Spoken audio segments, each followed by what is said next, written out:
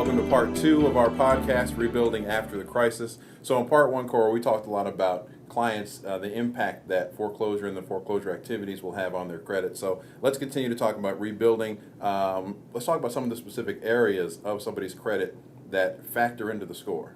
Thank you so much, John, because I think that's really important for the counselors to at least understand what are the factors that impact an individual's credit score. And one of those factors would be payment history. Payment history represents 35% of an individual's score.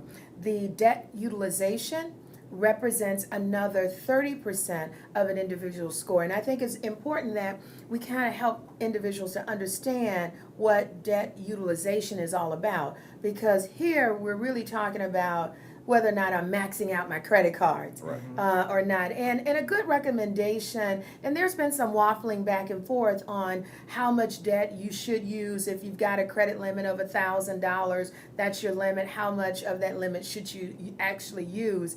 And a general rule is from 30 to 40% is a healthy figure that we recommend. The other factors that impact the credit score would then be the length of history, the type of credit, and also the pursuit of credit. Now, they are all very important factors that impact one's credit score. And if we know this, then we can start helping people rebuild. Wouldn't you agree? Absolutely. Yeah. You have to know the areas to rebuild in order to rebuild. So understanding the payment history, hey, history ended yesterday. There's nothing we can do about history that's happened, but we can control going forward what the history is going to reflect. Right. So addressing that 35% is huge. And the debt utilization, making clear distinctions on what that means and having consumers understand how to utilize debt properly is, again, going to help them going forward. We can't do anything about what's happened in the past. All we can do is, as we're rebuilding so they can recover after this crisis,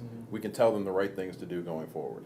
Right, and with that debt utilization, it's also important to get everyone to understand, when they should and should not be using credit. And just because they have a credit card and they see a particular item they'd like to purchase, is it better to pay cash for it? Or if I don't have the cash, to wait versus using credit, because that credit, the impact of making that credit purchase may impact them for years if they cannot pay it off within a 30-day time frame. So it's going to be important. And it also speaks to the mindset of most Americans today when it comes to seeing credit as a tool to actually help them get to the next point, when it should be used, and some would argue a rule of thumb would be in the cases of emergencies only. Right. Correct. Right. Yeah. And in addition to the tangible factors of understanding the different aspects of what credit scoring is all about and giving advice on how to control those factors, there's also the intangible, the emotional impact of foreclosure. And as housing counselors, that's a big part of what we end up doing, is talking about the emotional aspect of things. So what are some suggestions on how to, again, rebuild clients emotionally? Yeah, I think that dealing with their self-esteem about the whole foreclosure crisis and what they've gone through, helping them understand that it's brick and mortar. Right. That's not your family. Your family are the individuals between those four walls, and helping them to understand that important factor. And also I think the whole thing about letting them know that you can achieve home ownership in the future. Not all bad credit is there for life. Right. That they can rebuild, and there are some steps that they can take, some action items that they can take, start working on in order to start rebuilding their credit for the future, because that's what it's all about. In order for us to rebuild our economy and what's going on in the country today, I think it's going to be through home ownership.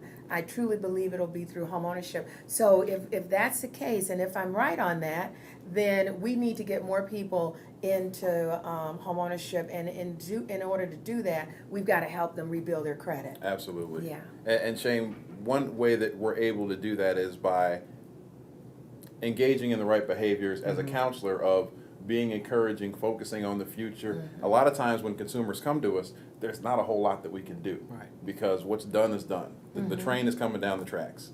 So it's, even in the midst of that circumstance, what are some ways that counselors can remain encouraging, some ways they can focus on the positives, kind of pulling positives out of a negative situation? That's a good question. Two things that you talked about here. So we have to address the behavior. In a lot of cases, over time, generationally, there are some habits that have been established over time that we passed on to our kids, that were passed on to us, that we need to change in terms of being able to affect a better credit outcome.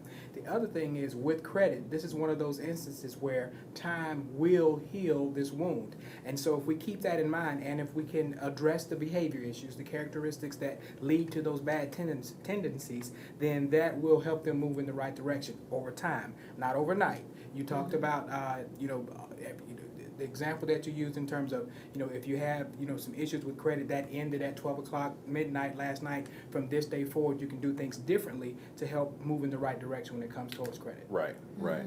We know that it's bigger than credit also. There's some other factors that we want to establishing a long-term plan for success. A few things, budgeting is obviously a big part of this overall financial picture and rebuilding after the crisis. Maybe that's why they're in this position to begin with. For some individuals, it's because they didn't budget for a new home purchase and everything that's involved with that. So using this as a teaching point to build a budget off of what has happened and understanding the importance of it. Well, developing a budget or developing a spending plan is important. If we're going to help them rebuild, there has to be money there in order for us to be able to deal with the issues in the credit. I do believe that you can turn things around, and it doesn't have to take forever to be able to do that if you understand the system.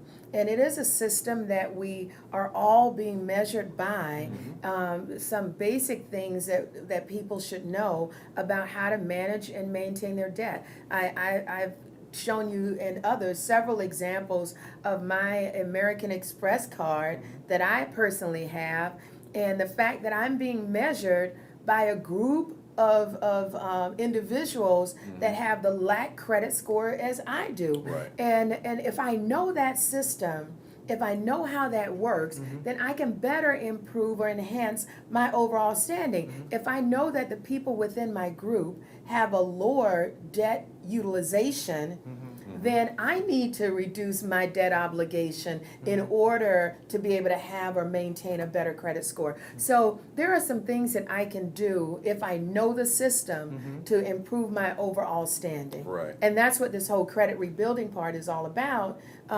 Teaching consumers how the system really works. Right, right. Another part of that ties right to budgeting, Shane, is setting financial goals. Right. Because we're talking about a long term. This isn't something that's going to be turned around in 30 days. Right. So if we're talking long term, talk about the value of setting those goals and adhering to them. Well, the value of setting those goals can't be achieved without discipline.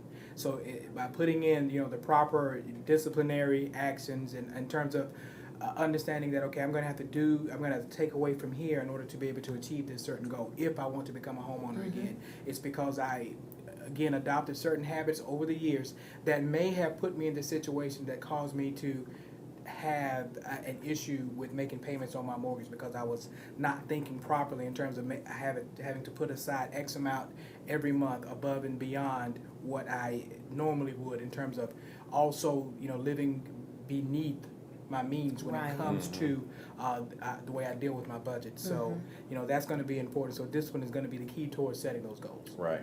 And, goal setting, budgeting, rebuilding your credit, all of those things will help individuals and communities at the end rebuild after the crisis. Absolutely. Of course, we can't wrap things up without talking about the National Industry Standards. Without a doubt, we must talk about the National Industry Standards.